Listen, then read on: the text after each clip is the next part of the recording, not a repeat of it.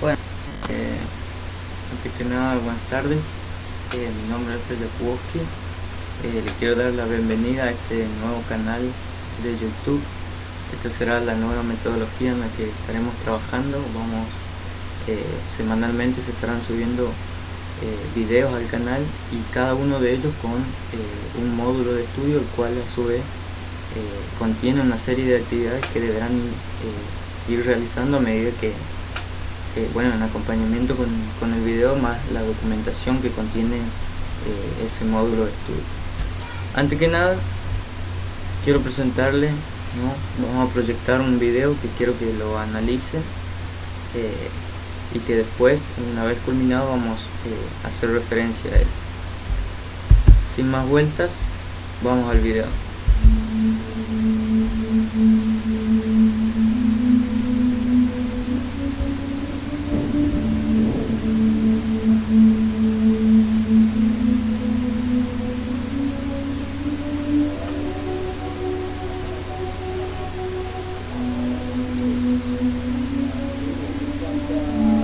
Hemos tenido que sortear. Bueno, si tenemos algún animal enfermo que ya no pueda subsistir, si existe el sacrificio, porque nosotros tenemos esa medida de humanidad hacia ese animal y no lo vamos a enterrar. Entonces sirve de alimento.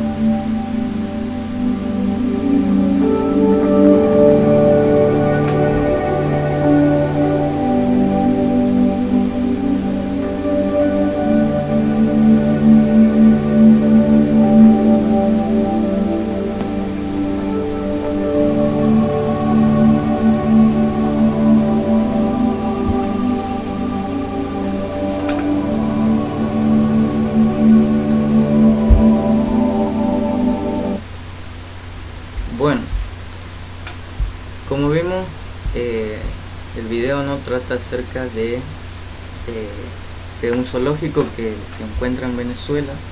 Ahora, un poco analizando ese video, yo quisiera que después en el módulo de estudio ustedes me respondan, acerca de cómo creen, que estarían estos animales si en vez de estar en un encierro estuviesen en sus hábitats naturales, o sea, si estuviesen en un bosque, en una selva, en un monte, en donde comúnmente ellos suelen vivir y desarrollarse. ¿Cómo creen ustedes que estarían? Y también estando en esas situaciones, digamos, es posible que los animales puedan relacionarse. No olvidemos que todos los animales se relacionan entre sí, y también si pueden en esas condiciones reproducirse. Bueno, justamente en concordancia con la proyección del video, vamos a ver, nuestra clase de hoy va a tratar acerca de la nutrición en los seres vivos. La nutrición en los seres vivos es, como yo decía, un tema muy importante en la ciencia natural. Hay que decir desde ya que no todos los organismos se nutren de la misma forma, sino que cada uno tiene su sistema distinto y diferente, que justamente es lo que vamos a tratar de explicar en este video. Bueno, primeramente podríamos comenzar por plantearnos la pregunta de qué es nutrirse o qué es estar nutrido, Y aquí hay que hacer una aclaración, o mejor dicho, una diferenciación, porque no es lo mismo alimentarse que nutrirse. Cuando nosotros hablamos de alimentarse, estamos haciendo referencia a el consumo o a la ingesta de algún producto, de algún alimento.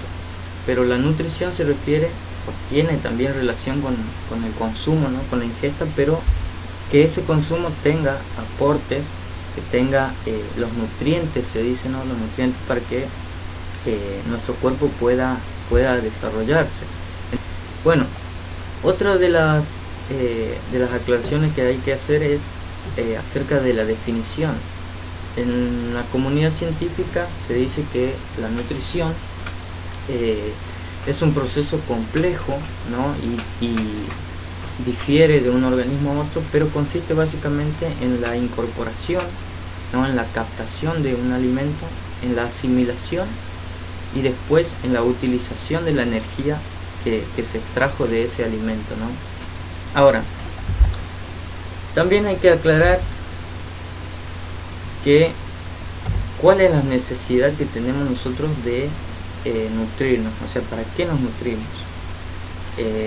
Una de las principales razones es para crecer y desarrollarse. Todo organismo, que ya sea vegetal, animal o los seres humanos, necesitan, ¿no?, de los nutrientes para el crecimiento y el desarrollo. Cuando nosotros hablábamos de la definición de nutrición, decíamos que justamente consistía en esto, ¿no?, en incorporar nutrientes para que después cada uno de los tejidos, de las células del organismo pueda usar esos nutrientes y permitir el crecimiento, el desarrollo. Entonces, esa es una de las razones por las que necesitamos nutrientes, para crecer y desarrollarse. Otra de las razones es para obtener energía y movernos. Lógicamente, si dejamos de comer, de consumir alimentos durante un determinado tiempo, nuestras energías van a ir disminuyendo poco a poco, hasta tal punto que no podamos realizar ningún movimiento. Otra de las razones, también muy importante, es para regenerar los tejidos. O sea que si no nos nutrimos, nuestros tejidos no se regeneran, porque justamente aquí hay que tener en cuenta que las células de nuestro cuerpo son las que van a usar esos nutrientes, ¿no?, y van a crecer, se van a desarrollar, nos van a permitir movernos, pero sobre todo permiten crear más materia, ¿no?, y permitir el crecimiento del organismo, y en el caso que sea necesario se va a regenerar ese tejido, ¿no? Entonces esas por ahí son algunas de los ítems, ¿no?, más básicos de por qué es necesario que estemos nutridos. Entonces hasta aquí, ¿no?, vimos el concepto de nutrición, de qué se trata y por qué es necesario. Ahora, cuando un organismo se va a nutrir, también hay que tener en cuenta que en el proceso que denominamos como nutrición, se van a encontrar involucrados distintos sistemas. Recordemos que tenemos a las unidades básicas, que son las células. Después las células se agrupan, ¿no?, en tejidos. Después los tejidos se van especializando en órganos, y así, por ejemplo, hablamos de sistemas de órganos ya, cuando así hacemos referencia, por ejemplo, al sistema digestivo. Lo primero que sucede con un organismo va a empezar el proceso de nutrición es la ingesta del alimento. Otro sistema que también está relacionado con el proceso de nutrición es el sistema respiratorio. Bueno, el sistema respiratorio principalmente tiene la función, ¿no?, de inhalar oxígeno y exhalar dióxido de carbono. Hay otro sistema más, que es el sistema circulatorio, o también conocido como sistema cardiovascular, que básicamente, bueno, este sistema se constituye, ¿no?, del corazón, de las arterias y las venas, que una vez que el alimento ingresa al estómago y se comienza a descomponer, después va a pasar hacia el sistema circulatorio, o sea, del estómago pasa a la sangre, y el sistema circulatorio se va a encargar de distribuir todos esos nutrientes que se pudieron obtener, ¿no?, van a ser distribuidos por todo el cuerpo y va a llegar a cada una de las células para que comience, o mejor dicho, para que continúe creciendo y desarrollándose. Y por último, el sistema, otro de los sistemas que está involucrado es el sistema excretor. Sabemos que todos los organismos, ¿no?, que ingieren un determinado alimento, en algún momento deben excretar, deben eliminar las sustancias de desecho, o sea, aquello que no le sirve al organismo debe ser liberado hacia el medio externo. En este caso, por ejemplo, uno de los mecanismos que tienen los animales y también los seres humanos es a través del sudor. En el sudor, a través de los poros de la piel puede, ¿no?, se va a excretar lo que el organismo no necesita.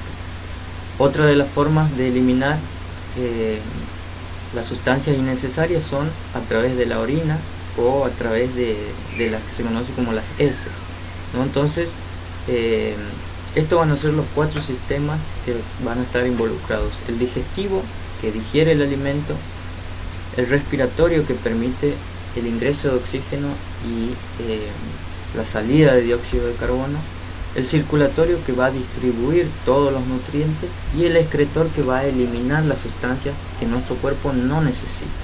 Entonces estos van a ser los 4 sistemas que siempre están involucrados en el proceso de nutrición. Ahora, ¿todos los organismos nos nutrimos de la misma forma?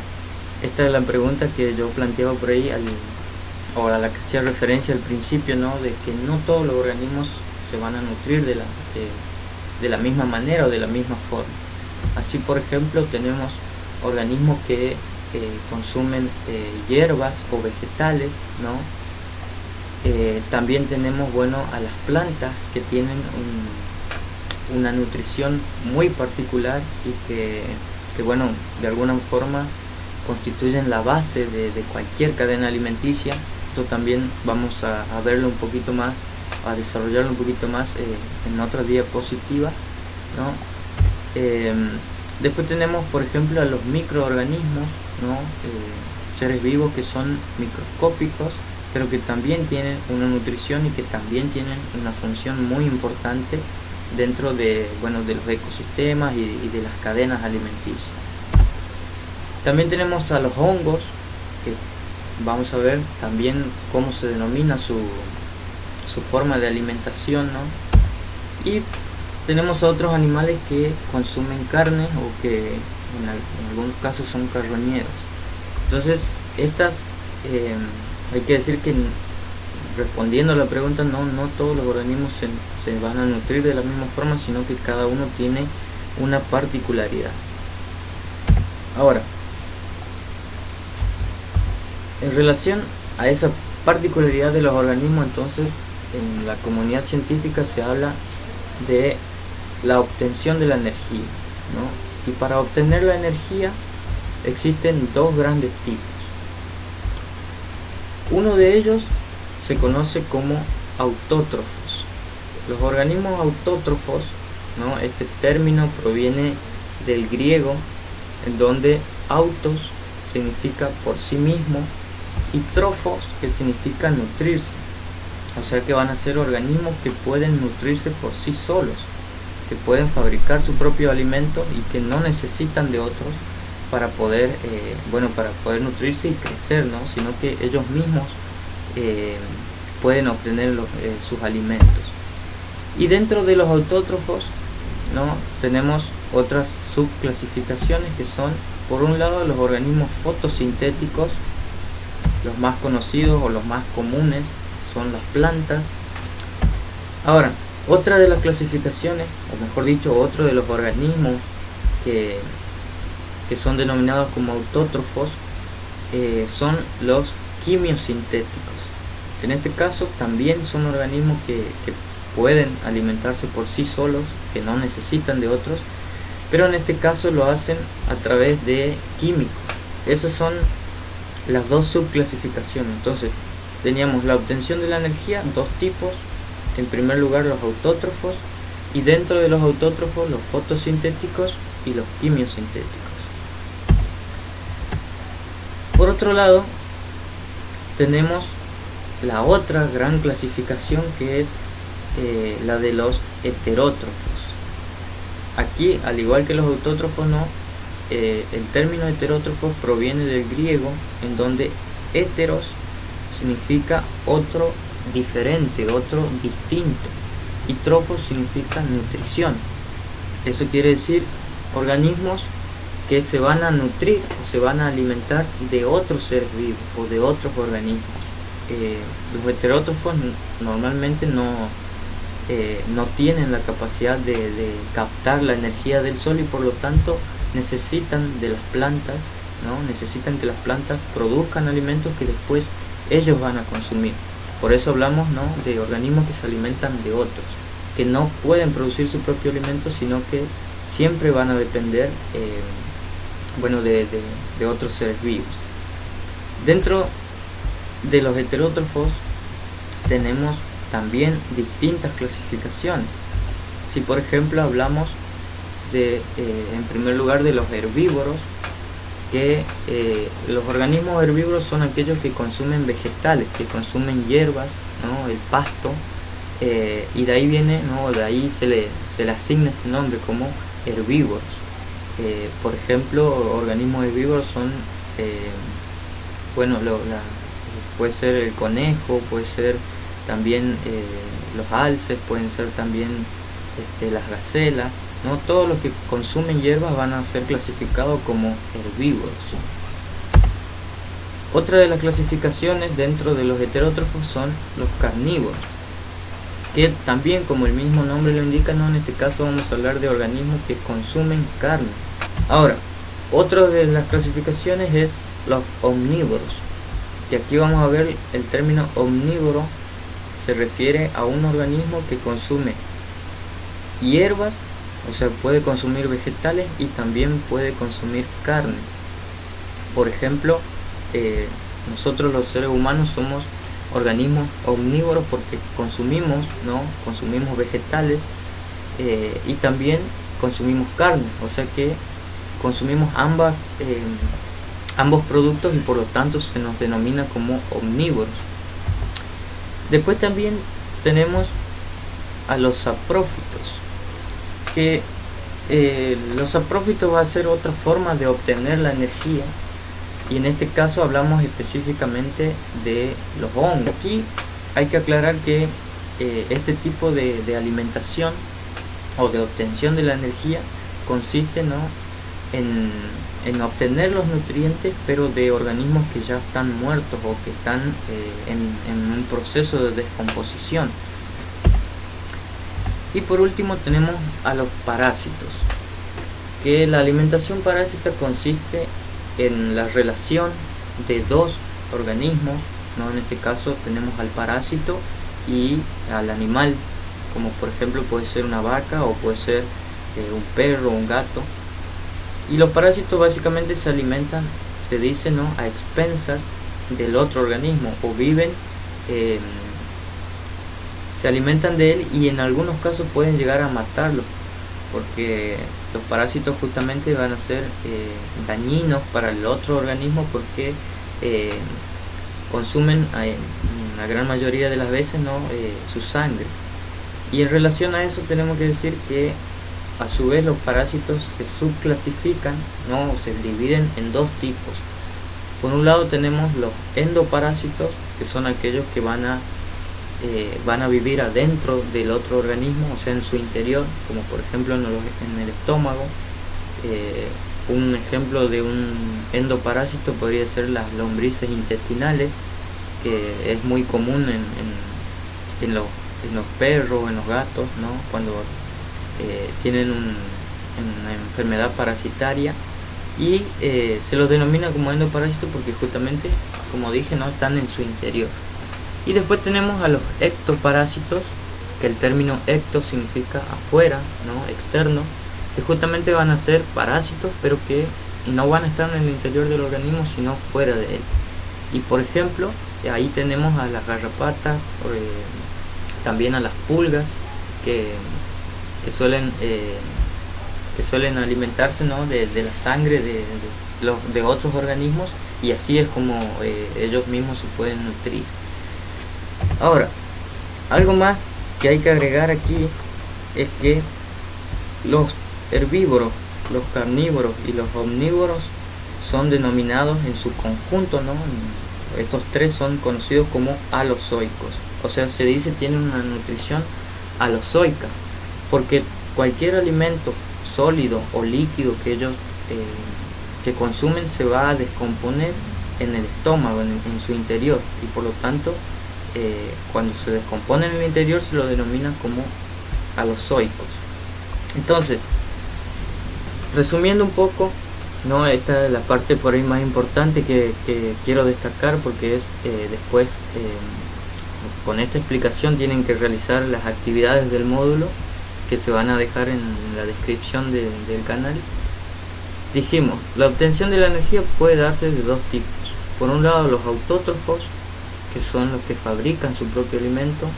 Dentro de ellos tenemos a los fotosintéticos que obtienen la energía del sol, como son las plantas.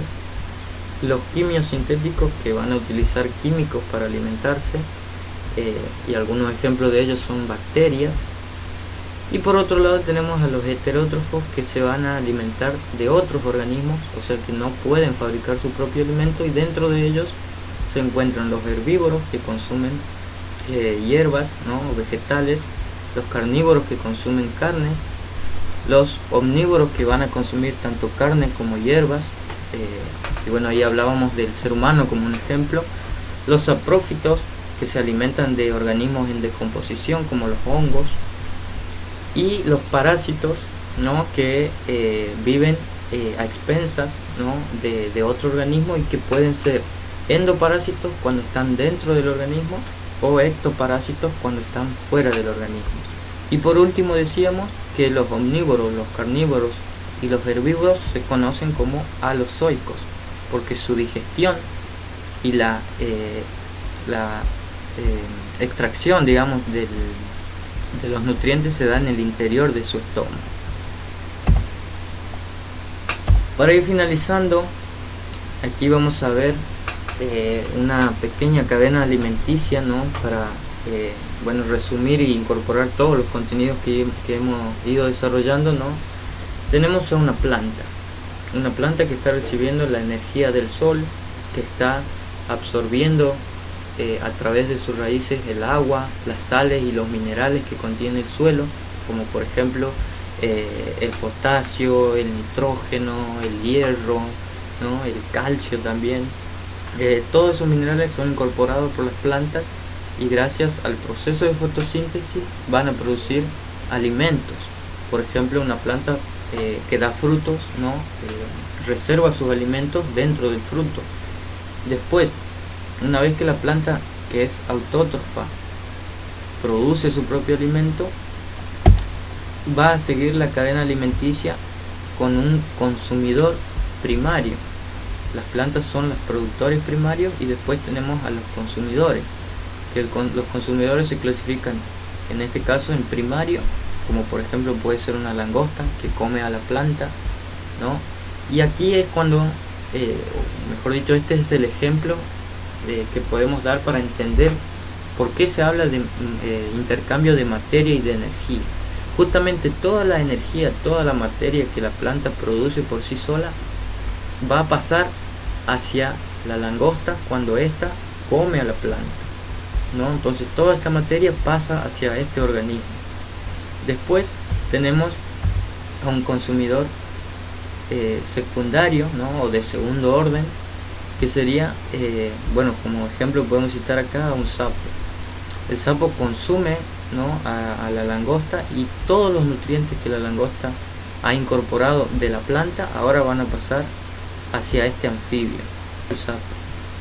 Si seguimos con la cadena alimenticia, podemos tener a una serpiente, que en este caso consume al sapo, y toda esta energía que ha incorporado este organismo va a pasar hacia la serpiente, ¿no? Entonces la serpiente va a poder crecer, va a poder reproducirse, va a poder desplazarse gracias a la energía que obtuvo del consumo del sapo. Después, siguiendo con la cadena alimenticia, podemos tener a un águila que come a la serpiente, y así, ¿no?, va a obtener ahora la energía de la serpiente, va a pasar hacia el águila. Por último, este organismo puede morir por una enfermedad o puede ser atacado por otro organismo, y así es como muere. Y aquí es donde entran los saprófitos, o lo que se conocen como los descomponedores, que son los que terminan o cierran la cadena alimenticia. Por eso hacemos, ¿no?, un círculo, un ciclo. Estos descomponedores van a descomponer al águila que murió, y todos los nutrientes, toda la materia y la energía que tenía este águila se va a descomponer y va a volver nuevamente hacia la tierra. Y una vez que vuelve hacia la tierra, van a ser las plantas las que van a utilizar nuevamente esos minerales, esas sales, para volver a producir más materia y bueno, y así reiniciar el ciclo de la alimentación. Y eso ha sido todo por hoy. Espero que le haya sido de utilidad, que hayan aprendido el concepto de nutrición, ¿no? Y los tipos de nutrición que se conocen, y hasta luego.